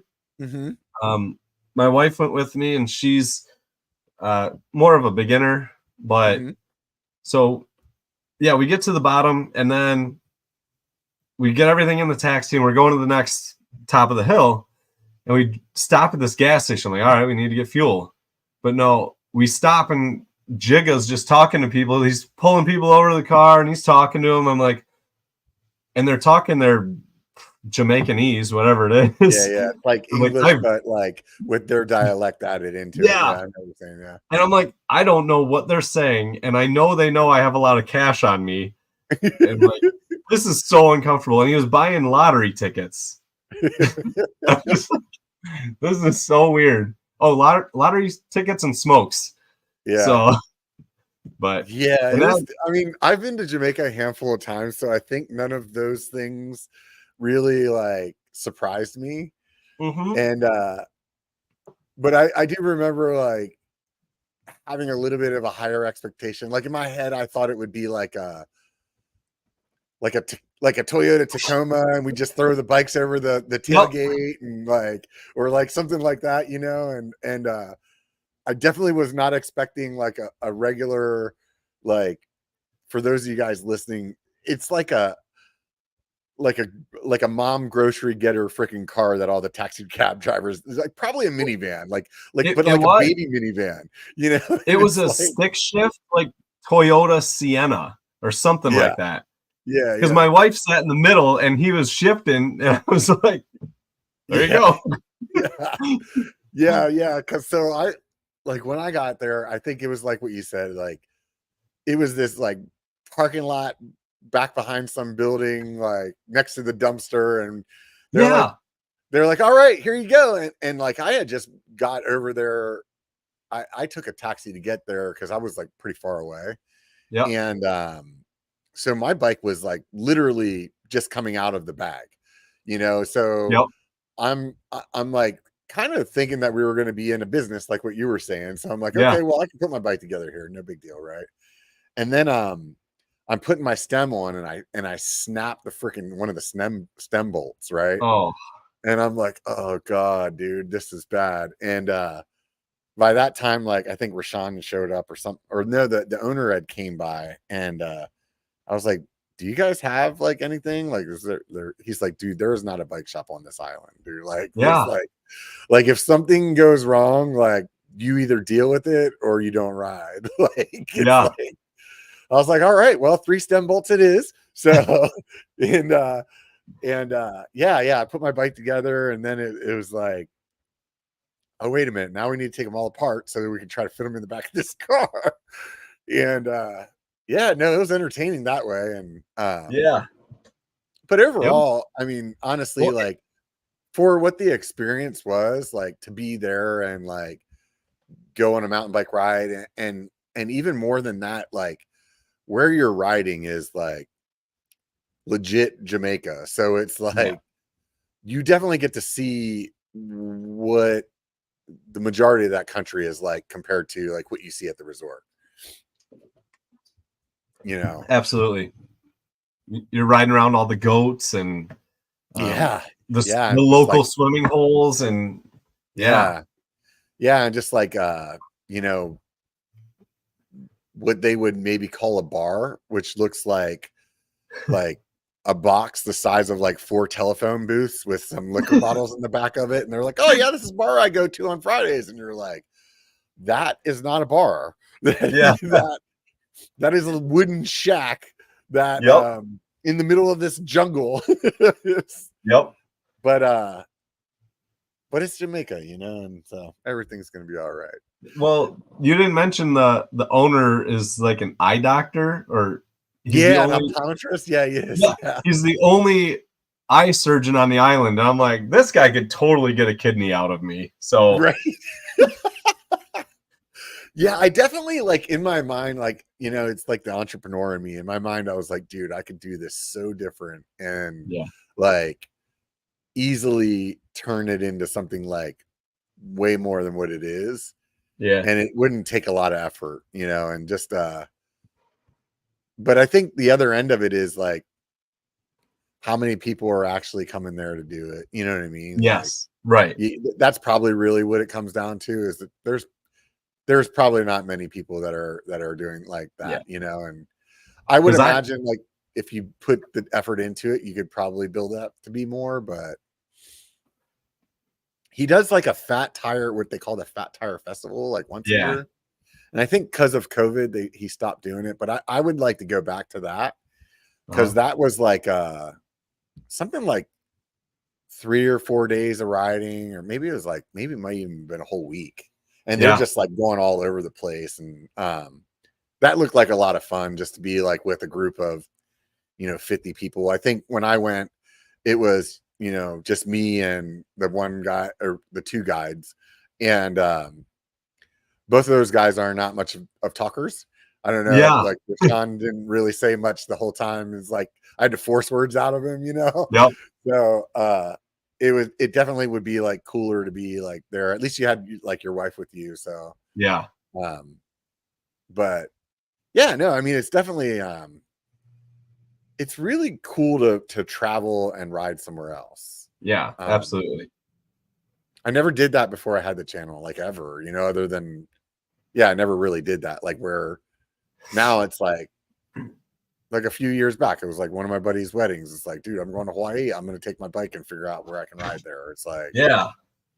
And once you do it a couple of times, you're like, this is actually like really cool, you know, like to add this in, and it's super fun to ride somewhere completely different like that. Yeah. What do you think of Jamaica? I loved it. I even told my wife, I was like, as scared as I was about, you know, the kidneys and, you know, the surgeries that we didn't sign up for, I would do that biking again. I thought it was a blast. I had a good time. I love Jamaica. I love the resort. It's the first time I've ever been to an all-inclusive since I was probably 15, but we had a lot of Red Stripes. That's all you drink there. Well, we drank them out of them. We drank our resort out of Red Stripes, and they started giving us El Presidente. Oh, I didn't even know they had any other beers there. Well, that one's from the Dominican, and it's not as good. No. No. Yeah, Red Stripe's like not a great beer, but it's not a bad one. So right. It's like a. But it's like I mean, we were probably like a Bud Light or something, you know. Yeah, and you're drinking like 30 a day, and then and then all of a sudden they give you this other one. You're like, whoa, way different. Where were you guys staying there? Like you said, Runaway Bay. So, and you said it was about 40 minutes from Ocho Rios. Yeah, it was Bohia Principe, something like that. Yeah, the resort was. We had a great view. We were on the 7th floor, and it was an amazing view. Yeah, we saw over all the pools and the beach and everything, and it was great. I loved it. Yeah, I mean, it was all you can eat. I gained 11 pounds that week, so there you go. Yeah, dude. Every time I've been there a couple of times now, I think 3 or 4 times, and like when I leave, I'm like, I need to go somewhere else. And then about like a year later, I'm like, I want to go back. It's just like, I don't know. The people there are just, they're just awesome. Like I really, really enjoy the people there. But at this point I've seen so much, like I've pretty much been at every attraction that they have. So, I feel like I should go somewhere else in the Caribbean, but I don't know where to go. So yeah, but my wife, she's like, she liked it. She's like, it's cool, but they're so relaxed there and like laid back. They're not serving you. They're not coming up to you begging you to give you drinks. And like she's been to Mexico a couple times, like Cancun and whatnot, and she's like, they beg for your service. Like, here, let me get you a drink. Let me get you a drink. And she's like, that's not the case in Jamaica, which wasn't a big deal. We were by the swim up bar all day. So it's I can flub my way, 20 feet over to get a drink. Yeah. And who knows, it could be like a resort too. Sometimes like the resort I was at last time compared to the two or three that I was at before. It definitely was a little bit different of a vibe than some of the other ones. And like I stayed at a Sandals the very first time I was there, and they had like a I don't know what you call them, like an ambassador of fun or something. Like there was like people walking around like trying to get people to do shit all the time. Like, let's go play this game on the beach, and like let's do this drinking game. And so then there was like another one that I went to that was more like it's okay, you can just read a book and drink all day. It's fine, and then like the place I was at last time was definitely like on the, man, you guys have some damn good marketing pictures, because this place doesn't quite look like that, but I see the angles that you took. I know the filters you use now. Yep. You made me smarter for the next time I buy a place or rent a place or whatever. So so I don't know, it's just it's a really cool island. There's a lot of like really fun stuff there. So but the people for sure are just really rad. So see, I try to turn every trip into a biking trip. It's like, oh, we're going to, like you said, this wedding. Okay, let's look up a place to ride by. Or sometimes I'll even ride my bike from my house to the place. So if it's within 100 miles, I'm like, I could ride there, and I'll like meet my wife and the kids there and just be exhausted. But that's a legit ride. So you have like a full on like a road bike or a gravel bike? What do you like to ride? Most of my riding, I stick to all the gravel roads. We have a lot around us but all of ours are farm roads and super flat. You're just out in the middle of these farm fields, but I ride a single speed mountain bike everywhere for the most part. So any trip, I usually take that. Wow. That's some commitment, man, on the single speed. I guess you probably have it geared pretty high though, if you know it's all flat. Not really. What do you have on there? So it's 3416. Oh wow, that is pretty low then. Yeah, so it's also my mountain bike. I'm doing a 100-mile mountain bike race in June, and I'm using that same bike, same gearing. So, but we don't have the elevation like you have. That 100-mile race will probably be 9,000 feet of climbing. So, wow. That's still a shitload of fucking climbing, dude, on a single speed. Yeah. 9,000 feet? I think. I did the race 10 years ago with gears. And 9,000 feet is a lot of elevation, man. I think it's that. But I mean, you're also going 100 miles. Yeah, I don't know. I mean, just like, whew. Because I think the ride around Tahoe is like 75 miles, and I don't even think that's 9,000. I think that's like, yeah. But I mean, I'm curious. It could be. It very well could be, dude. But I feel like that's a big number. For then we'll cut it in half. Huh? I said then we'll cut it in half. Yeah, there you go. Yeah, 4,500. That sounds more like it. Yeah, 4,500. 50 miles. I don't know. Yeah, right. I did a race across the state.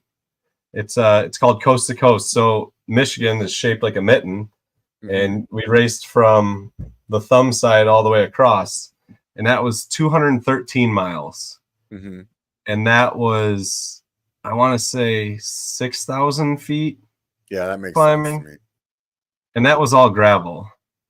So is the other ride that you were just talking about, is that in Michigan too, or is that somewhere else? The mountain bike race? Yeah, that's in Michigan. Okay. What do you get on an average ride there? Like, what's your like normal kind of elevation for, I don't know, 15 miles or something? If we get 100 feet per mile, that's pretty good. Wow. Yeah. So is the trail is all like pretty just like up and down, like little small ups and downs? Yes, exactly. It's like, they call them punchy climbs. So if you're climbing for 30 to 45 seconds, that's, maybe 2 minutes tops, but that's like as long as you're climbing. It's not like you go out for 45 minutes and climb and then you bomb down for 15 minutes. It's like you go up for 45 seconds, come down for 15, and then do it over again. So it's like intervals pretty much. Yeah, that's very interesting. I mean, it's so different than where I ride. I mean, like out here, I mean, you see the videos that I put out. It's like sometimes like we could be climbing for like 10 miles straight, It's just like no, ours, it's like, I mean, if you're climbing a quarter mile, it's like, that's long. I went to North Carolina for a trip, and I went on a ride. I went to Oscar Blues Brewing, and they have like a Wednesday night ride, and I just like joined on. I'm like, all right, what do you guys want to do? And I'm like, I'm from Michigan. Like, just let's go do whatever you want to do. And I'm the only one on a hardtail. And they're like, oh no, man. I'm like, okay. So we all start climbing, and I'm ready to out climb them. Like, I'm ready to pass them. And I didn't realize we'd be climbing for so long, because our elevation profile was like, we went up, down, and then they're like, hey, you want to go again? And we're like, sure. So we went up, down. Our whole elevation was like this big M. Yeah. But yeah, so that was a little shell shock. It was like, oh, okay. So this is climb, downhill, and then I'm done. Yeah, that's how it goes for the most part. Yeah. Places with mountains. Oh, okay. Yeah. Well, when I got into mountain biking, my buddy, we were 16, and he's like, you want to go mountain biking? I'm like, when? Where are we going to Colorado? What are we going to do? He's like, no, we'll go to a course around here. I'm like, when? He's like, today. It's like, what? One, I have a 5-year-old BMX bike. Like, what do you mean mountain bike? He's like, oh, you can go buy one at Meijer. So I went and got an $89 full suspension Next bike at Meijer and a helmet. I think I was out the door for like $110, and we went mountain biking on hills, but I still died. I was miserable. I remember we would do 6 miles, and I'm like, this is impossible. We'd be walking back to the car, and never once in my mind, it took me probably 3 years of riding to realize you could possibly do a second lap. Like, never even fathomed in my mind. We would find shortcuts out before we would think about doing more. It was, but yeah, I've come a long way. Now you ride single speed everywhere. Yeah. Oh my! Do you do the fat biking thing as well? Yeah. Oh yeah. How's that? If I had one bike, I tell everyone, if I had one bike in Michigan, it would be a fat bike. Yeah. Why is that? Because it's good year round. You can ride it on the snow. I can ride it on the beach. I actually did a road race on that bike, and that was one of the more. It was actually funny. It was ridiculous. It was like 21.9 miles per hour or 22.9. Oh wow! Yeah, it was ridiculous. That was right after I did Coast to Coast, that 213-mile race, and I was in great shape. And I was on the fat bike. I blew by this guy climbing a hill, and he had an Aero helmet on. It had like the big point, and he was down tucked in on like a tri bike. Yeah, and he was tucked in, and I blew by him, and that bike was so loud on the road. It's like, it sounds like a truck, right? And I just sprinted past him, and that race had a 20, 40, and 80 option. And he catches back up to me. I could tell he like worked hard to get back up to me. And he's like, "Are you doing the 40 or the 80?" I'm like, 40. He's like, "Oh, thank God." Like, all right, see ya, Arrow Man. And I like just took off. And I ended up taking like 14th place overall for the 40 mile out of several hundred people. That's crazy. Yeah. I was in really good shape, but yeah, I had 5-inch tires. It was ridiculous. Right? Were you running like almost slicks or? No, I have. Well, they're Schwalbe jumbo gyms, so it's a pretty like it's just a big balloon, but that's crazy. They're not slicks, but I had them pumped up. Like normally, I'll run them at like 5 to 7 psi. Right. I had them at 19. Yeah. It felt like a basketball. You'd like bounce around. Oh wow, that's crazy. Oh, the worst thing about it, obviously this is how serious I took it. I put streamers in the ends of my handlebars as a joke. And those streamers were like slapping my arm the whole time. And I had like these little micro cuts and it just annoyed the crap out of me. Like, well, I'm an idiot. You got done, looked like you were just wrestling a friggin' mountain lion for the last 4 hours or whatever it was. Exactly. Oh, that's hilarious. Mm-hmm. So now, nowadays, you got this website set up with Tinkering Cyclist. What's the where do you want to see it go? I don't know. Honestly, I think, like I said, I do have the 4-year-old twins.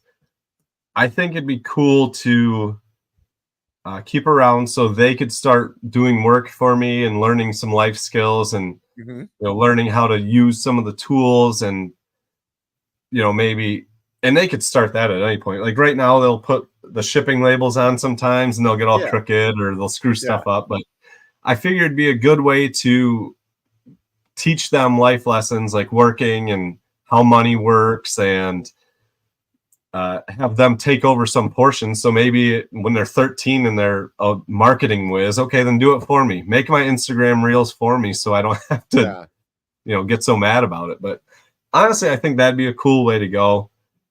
Ideally, that's a great perspective, man. Honestly, well, and I thought, like, go ahead.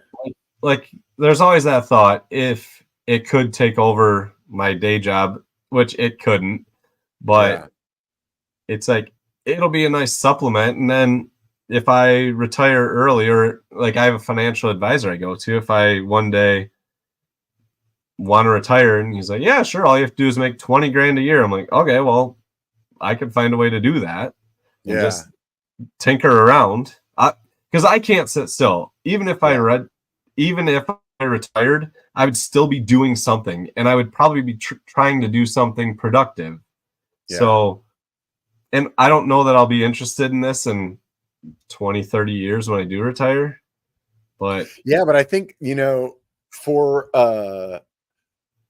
your kids, it's something that you'll already have an established amount of like sales by that point, for them to be like, I know I was pretty young that I wanted to make money, and it took a while until I was actually old enough to get a real job, and so like, what do? You like try to like mow a lawn, or you try to like, whatever you could do, like my daughter, like when she was younger, it'd be like maybe she could like watch somebody's kids or something like that, or and it's just like, but this would be like, hey, it's like you have this opportunity right here at your house, and I think that's a really great perspective. I really like that. I think that's good. And I think, I don't know, too many people nowadays, I think how do I say this? A lot of parents aren't that active with their kids anymore, and it's good to see people actually, trying to enroll their children that way. A lot of people are really, and I'm not trying to like like be mean or overgeneralize or anything, but like because of all the technology that we have in our lives, it's really easy as a parent to like lean on that stuff. You know, it's really easy to like forget that your kid was playing Nintendo from, you know, the time he got off of school until dinner. You're like, shit, that just happened, you know. Yep. Like, and it's really easy to have young kids and like, and you know, let them watch some iPad instead of dealing with them and whatever they want to get into at the grocery store or whatever, you know what I mean? So no, that's awesome. I really like that. What where else would you like to see, like if you were like thinking about like the possibility of you quitting your job, and I completely understand where you're coming from, because you said you're an engineer. I mean, just like me, I do IT. Like YouTube has a long way to go before it catches up to my day job pay scale. But like what would it like? What is it that's appealing to you about that idea? I don't know. Doing something I'm passionate about. I think I love. I like talking to people about their passions. Like I've been in management quite a bit, and that's actually what I do right now. But it's cool to talk to people that are passionate about things. And when I used to get hourly employees, I would ask, hey, what do you do for fun? And a lot of people would be like, I don't know. I watch TV, hang out. And I'm like, so you do nothing? Like, that's what you do? But then this one girl's like, oh, well, it's really old, but I like to crochet. She's like, I feel like an old lady. I'm like, that's awesome. What's your favorite thing you've ever crocheted? What's the biggest thing you've ever done? What's the, what's the difference between that and knitting? And that's what I learned about that. And it's like, I can talk to someone if they're passionate about something. And I think this is something that I'm passionate about at the moment. And it's cool because I just get to tinker with things. And it's not like, I wouldn't want to sit around and make bracelets my entire life. I couldn't do that. There's no way. That's why I'm already looking for someone else to do it for me. But just that just coming up with new stuff, learning how to make a website, learning how to make reels, learning how to make new shirt designs and get those made. And I think it would always be a rolling thing that I could always be learning something about. And I think there's, like I said, I'm just trying to build a brand, and I think that would keep me going. There's a couple of things that you said in there I can really relate with. Like, I think earlier where I say I really like to make stuff, the other part of it is I really like to learn stuff. And so like that's part of like making something is like, oh, now I have to learn how to use this 3D printer. I have to learn how to use this like Cricut. I have to learn how to make a t-shirt, or like all these things, software or website or and that's very exciting to me. The other thing that you said too, that like, oh my God, this is like one of my pet peeves too, is when you ask people what their hobbies are, or like what you said, what do you do for fun? And it's like, there's so many people, because that's like one of those things I always ask, because in the back of my mind, I want them to say they mountain bike, right? Like that's really what I'm looking for. And if they say anything else, I'll still be interested, but not as interested. You're like, oh, look at the time. Yeah. But like, I ask people that all the time, like, hey, what do you do for fun? And it is surprising to me how many people that is like a trick question to, where they just like instantly stumble. And they're like, and you're like, dude, when somebody asked me that, like, I know immediately, like, I got a list of things. I'm like, yeah, I like the mountain bike, I like paintball, I like to do this 3D printing, I like to go skiing. I like, it's like, what else? I'm gonna tell you all the things, It's like, but so many people, they really get hung up. And then I noticed that they'll kind of revert to what they probably think I want to hear. So like instantly it'll be like, like hiking. Yeah, I like to go hiking and I like to go camping. And you're like, oh, what? Well, when was the last time you went? And you're like, last year we went on this hike. And I'm like, you're not into hiking. at the mall. Yeah, yeah. It was a hike to get over to Macy's, though. Yeah, and that's the thing where it's like sometimes I'm like, look, dude, if your thing is like, I like to go home and Netflix and that's it, like that's fine. Just like own it though. You know what I mean? Like oh, I'm a movie connoisseur. And it's like, or I fucking love it, you know? Yeah. Okay, what's your favorite movie? What's your favorite genre? Like, what movie recently was terrible? Or like just tell me. Yeah, it's very interesting that people like that's such a trick question too. Like you can tell me, dude, I like going home getting drunk every day. I'm like, sweet, fucking I get it. You know, like whatever it is, you know. What do you do for hangovers? What's your favorite blend? Yeah. But it's just that one, it just, I don't know. It really surprises me how many people, like, it makes me question, is like, what do you do then? Do you like just not like is there a lot of people that just don't like, they just go to work, they come home and they're like, Groundhog Day again, you know?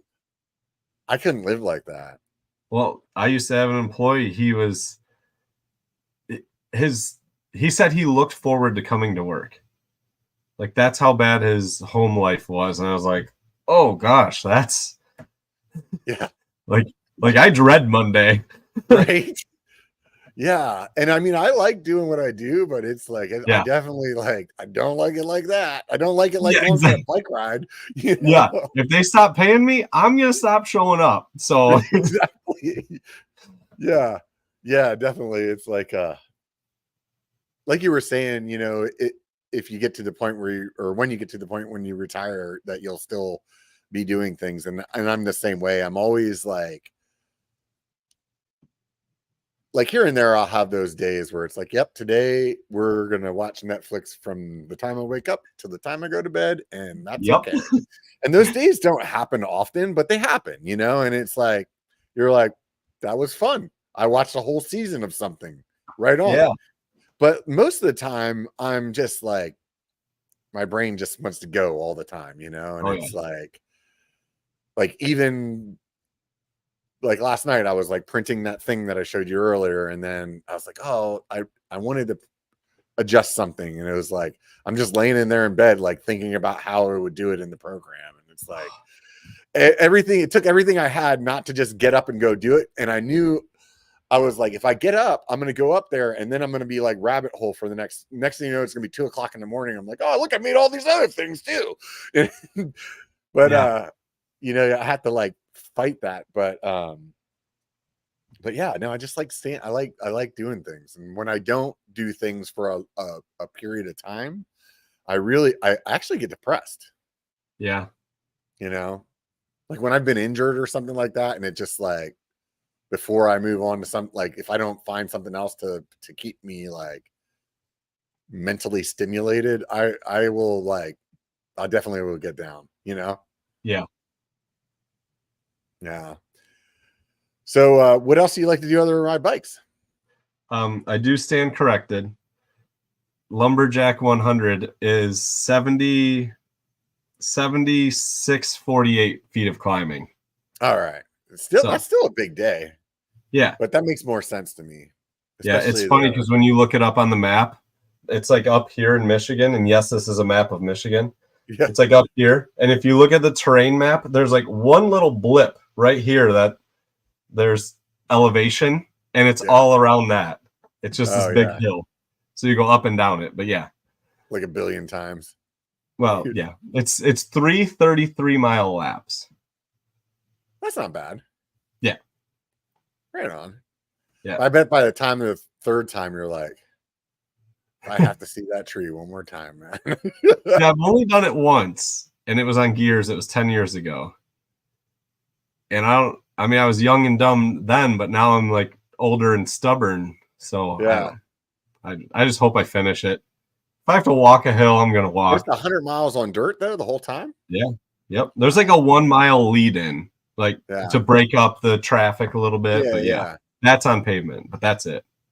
That's a big day, man. Like, honestly, like, yes, it's a lot of miles, but it's still like, that's a lot of elevation. I mean, yeah, that I've done like 7 or 8. I can't remember what I got. I was trying to do 10K. I want to do a 10K ride. Yeah. And every year, like whenever I like get close, then something happens or like the freaking time changes, and then I'm like, fuck it. And I think it was like somewhere between maybe around 7 or 8 that we did. Okay. And that was like, I remember being like, dude, that's a legitimate amount of freaking climbing, man. Yeah. What are you doing to train for it? I don't know. Yeah. Right now, I just need to get some miles on. I've just been going. We live by this one hill, and I think it's 88 feet of climbing, which is nothing, but it's in about a quarter mile.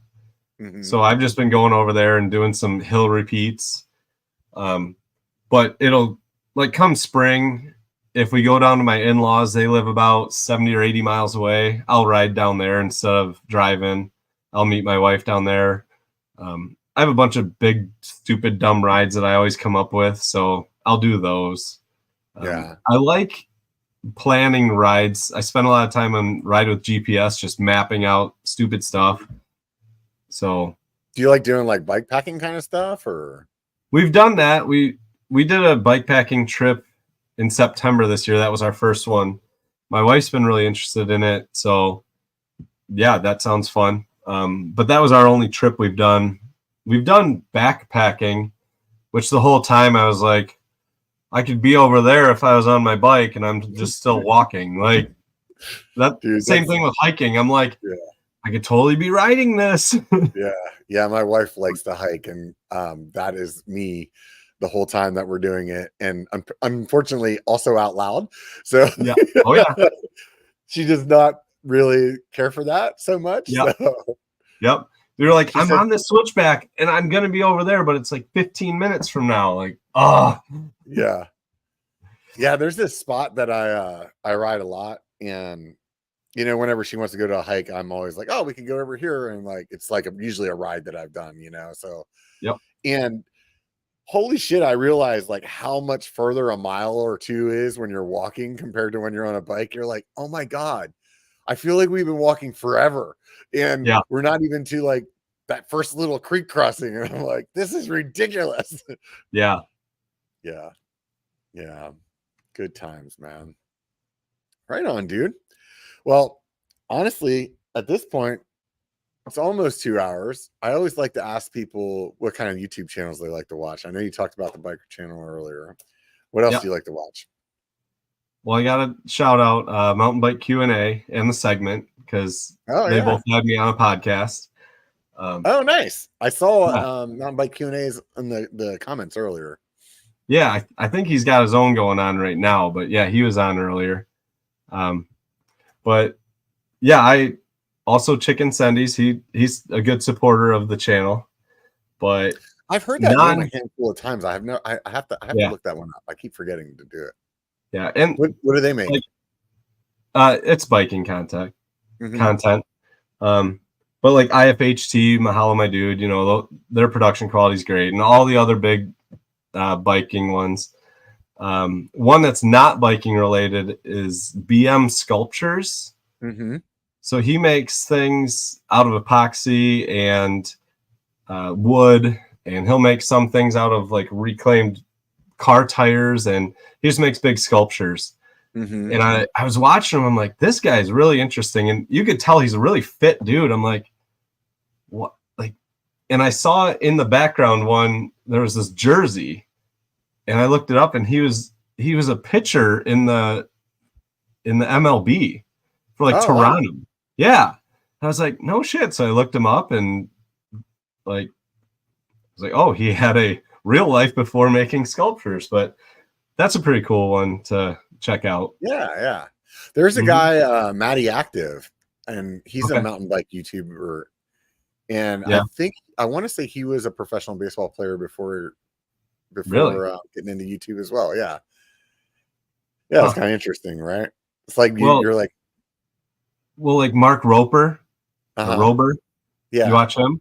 Yeah. It's like, how do you go from being a NASA engineer to making YouTube videos? And to his point, he says, I was a NASA engineer and I quit and I make YouTube videos. And specifically, I make one per month. So I have time. He said that in one of his glitter bomb videos. And I was like, that's really funny. Yeah. Dude, his videos are like they get so many views. Like that guy's like, it's kind of crazy. Yeah. Well, that would be I'll turn it on. I'm like, this looks so dumb. And within 5 seconds, I'm like, okay, I'm hooked.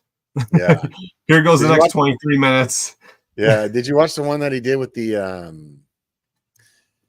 oh God, why am I drawing blank? With the octopus going through all the like stuff and yeah, so many. I mean, I think everybody that's seen him would know who he is from the glitter bombs, which are super fun to watch. But yeah, like everything that guy does is really good.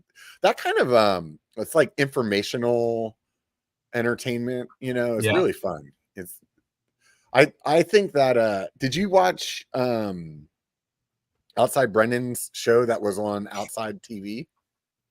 I've seen some clips where he's making like a hoverboard and a bunch of weird stuff, but I haven't seen the actual episode. It reminds me of like Mark Rober kind of stuff, but it's like biking related, so it's like pretty cool. So you should check it out, man. I think you would enjoy it. It's definitely definitely fun. Well, man, thanks for joining me and coming on and talking. And I really appreciate the cool stuff that you sent me. Hopefully those of you guys that are able to watch, you want to get something like this on your own, you can go on there to his website, tinkeringcyclist.com. Did I get it right? No dashes, anything. It's in the show more, or if you're on the podcast app, go ahead and look down there. There's links there. I have a link to his Etsy channel or his Etsy channel, Etsy website, and his regular website on there. Either way, hook him up. Go over there, check out some stuff, and maybe hit him up on his Instagram. Give him a follow while you're over there. If you haven't followed me, do me the favor. And then the last thing I want to say is, check this out. I seriously haven't seen a new review go on the Apple podcast reviews since like December. And I feel like there's a lot of you guys out there. Somebody write me a 5-star review. Do me a favor. Do me a solid. Write me a 5-star review. And that'll make me happy. I'll be stoked to see that. If there's a new one before Tuesday, you'll be mentioned on the Backpedal Show. If you're not familiar with the Backpedal Show, I've been having a weekly show talking about my trials and tribulations with trying to lose weight. So it's been kind of fun. Actually really enjoying that. It's been an interesting change of things to do compared to all my normal content. But either way, I am over here trying to figure out how the hell I end this show. Oh, there we go. Sweet. Anyways, like I said, check out Tinkering Cyclist. Thanks again, Bryan. Really enjoyed talking to you. It was lots of fun. Thanks for having me. Yeah, for sure, man. Those of you that want something for free, remember, it only takes a bike to be a biker. Get out and be one.